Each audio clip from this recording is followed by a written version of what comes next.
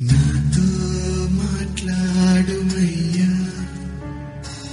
నన్ను దర్శించుమయ్యా. మన ప్రభువైన రక్షకుడైన యేసుక్రీస్తు పరిశుద్ధ నామములో మీ అందరికీ శుభములు తెలియచేయుచున్నాను. మీరందరూ ప్రభు యొక్క కృపను బట్టి క్షేమంగా ఉన్నారని ఆశిస్తూ ఉన్నాను. ఈరోజు బలపరిచే వాక్యము కీర్తనలు 23:1. యెహోవా నా కాపరి, నాకు లేమి కలగదు. కాపరి కీర్తన దావీదు రచించిన కీర్తన. ఈ కీర్తనలో ఉన్న మాటలు మనల్ని ఎంతగానో ఆదరించేవిగా ఉన్నాయి, మనల్ని ఎంతగానో ధైర్యపరిచేవిగా ఉన్నాయి. దేవుడు మన కాపరిగా, మనం ఆయన గొర్రెలుగా ఉండే భాగ్యాన్ని దేవుడు మనకు అనుగ్రహించి ఉన్నాడు. 23వ కీర్తన గురించి ఒక భక్తుడు రాస్తూ, ఈ కీర్తన అత్యంత ప్రియమైనదే కానీ విశ్వాసుల విశ్వాసానికి నోచుకొనిదని వ్యాఖ్యానించాడు. ఇందులో కొంత సత్యం ఉందనిపిస్తుంది. కీర్తనలో రాయబడిన కాపరి తన ప్రజల పక్షముగా నిత్య నిబంధన నెరవేర్చే యెహోవా. వేరే మాటల్లో చెప్పాలంటే ఆయన తన ప్రజలకు దూరముగా ఉంటూ వారి కష్టాలు పట్టించుకొని దేవుడు కాడు, కానీ ఆయన ఎల్లప్పుడూ వారికి సమీపముగా ఉంటూ వారి కష్ట సుఖాలు పట్టించుకుంటూ నిరంతరము వారికి సహాయం చేసే దేవుడు. యెహోవా తన గొర్రెల అవస్థతలను తీర్చే కాపరి. ఆయన వారికి ఎలాంటి లోటు రాకుండా చూచే కాపరి. యెహోవా ఈరే అనే మాటకు చూచుకునే దేవుడని భావము.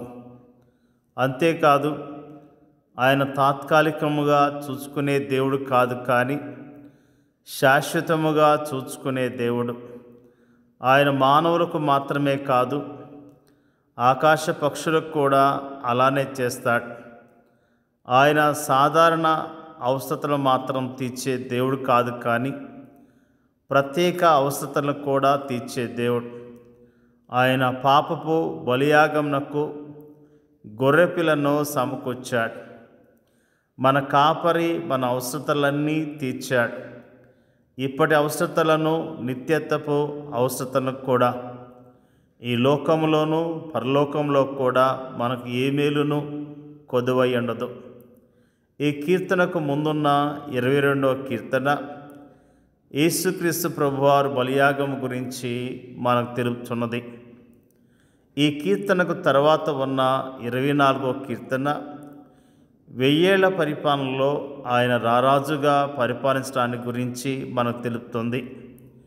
ఈ 3 కీర్తనలు మనకు వరుసగా 3 సందేశాలను అందిస్తున్నాయి. 22వ కీర్తనలో తన గొర్రెల కొరకు ప్రాణం పెట్టిన మంచి కాపరి మనకు కనిపిస్తుండగా, 23వ కీర్తనలో సజీవుడిగా తిరిగి లేచిన గొప్ప కాపరి మనకు కనిపిస్తున్నాడు. ఇక 24వ కీర్తనలో అంతం లేని మహిమరాజ్యమును స్థాపించేందుకు రానయ్యున్న మహిమ కాపరి మనకు కనిపిస్తున్నాడు. ఈ కాపరి మనకు అన్ని విషయాల్లో చాలినవాడు, సమృద్ధి అయినవాడు. అలాంటి కాపరి మనకుంటే ఇక మనకేం కావాలి?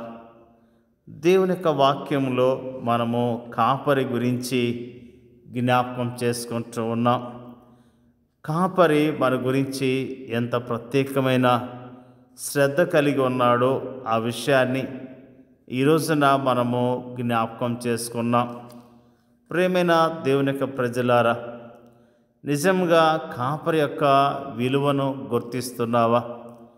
కాపరి ప్రతిదినము మనకు సహాయం చేస్తున్నాడు, ప్రతిదినము మనల్ని ఆదరిస్తున్నాడు, ప్రతిదినము పచ్చిగల చోట్ల నడిపిస్తూ ఉన్నాడు, శాంతిని సమాధానమిచ్చి నడిపిస్తూ ఉన్నాడు. మంచి కాపరిని మనం కలిగి ఉన్నామన్న విషయాన్ని జ్ఞాపకం చేసుకొని కాపరి అయిన దేవుని పట్ల అత్యంత విశ్వాస్యత చూపిస్తూ ఆయన కొరకు మనము జీవించవలసిన వారమై ఉన్నాం. నిజంగా మన కాపరి ఎంత మంచి కాపరి, మన కొరకు ప్రాణం పెట్టిన కాపరి, మన కొరకు మరణించి తిరిగి లేచిన కాపరి, మన కొరకు పరలోక రాజ్యాన్ని సిద్ధపరిచిన కాపరి. ఇంత మంచి కాపరిని మనము కలిగి ఉన్నాం. ఎందుకు చింతపడాలి? ఎందుకు ధైర్యాన్ని కోల్పోవాలి? ఎందుకు నిరాశతో బ్రతకాలి? మన కాపరి మనల్ని విడిచిపెట్టడు, ఆయన ఎల్లప్పుడూ మనతోనే ఉంటాడు అన్న విషయాన్ని మనము జ్ఞాపకం చేసుకుంటూ ఉన్నాం. ప్రేమైన దేవుని బిడ్డలారా, మన కొరకు సిలువలో ప్రాణం పెట్టి తిరిగి లేచిన మన మంచి కాపరిని బట్టి ధైర్యం తెచ్చుకొని విశ్వాసంతో ఆయన కొరకు మనం జీవిద్దాం. దేవుడి యొక్క వాక్యాన్ని దీవించునుగాక. పరిశుద్ధుడైన మా తండ్రి, మంచి తండ్రి, నీకు స్తోత్రాలు. మంచి కాపరి, స్తోత్రాలు తెలియజేస్తూ ఉన్నాం. ప్రధాన కాపరి నీకు వందనాలు. గొప్ప కాపరి నీకు వందనాలు తెలియజేస్తూ ఉన్నాం. నీ యొక్క వాక్యంలో నుంచి మాకు తెలియజేసిన అద్భుతమైన మాటలను బట్టి స్తోత్రాలు తెలియజేస్తూ ఉన్నాం. మేము నీ ప్రజలుగా యోగ్యముగా జీవించడానికి మీరే నీ కృపను మెండుగా దయచేయమని ప్రార్థన చేయుచున్నాం. మరి ముఖ్యంగా ప్రార్థన చేయుచున్నాం తండ్రి, మా దేశాన్ని కనికరించండి, మా దేశ ప్రజలను రక్షించండి.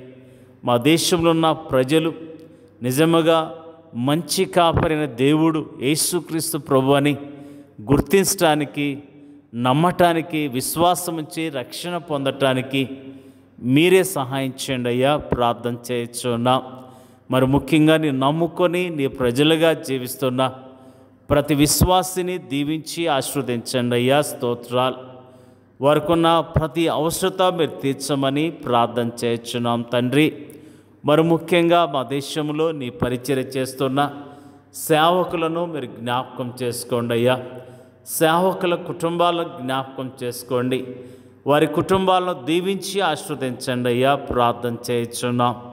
సేవకులు ప్రభువా మరి ఆయా ప్రాంతాల్లో మా దేశంలో పరిచర్య చేస్తుండగా మరి క్షేమం దయచేయండి అయ్యా. ప్రార్థన చేయుచున్నాం.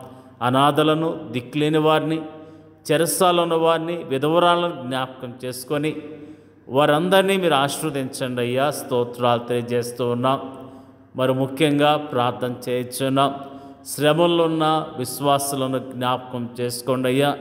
వారిని ఆదరించండి, ధైర్యపరచండి. విశ్వాసములో స్థిరముగా ఉండటానికి, మంచి సాక్ష్యము కలిగి నీ కొరకు జీవించడానికి మీరే సహాయం చేయండి అయ్యా. ప్రార్థన చేయుచున్నాం. మా దేశాన్ని, మా దేశ ప్రజలను రక్షించి కాపాడమని యేసుక్రీస్తు పరిశుద్ధమైన నామంలో అడిగి వేడుకొంచున్నాం తండ్రి. ఆమేన్.